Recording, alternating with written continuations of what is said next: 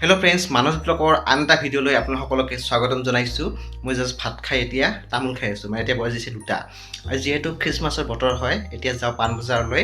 মোৰ ফ্ৰেণ্ড অমৰ দা আহিব আৰু লগৰ বনানী জেইনা এনেকৈ আহিব। চ' আমি তাত অকণমান লগ হ'ম পাণ বজাৰত।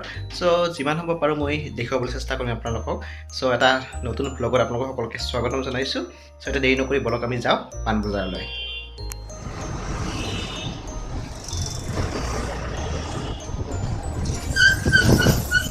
চ' ফ্ৰেণ্ডছ, ফাইনেলি আহি উপস্থিত হ'লোহি। এয়া আগত আছে ডন বস্ক।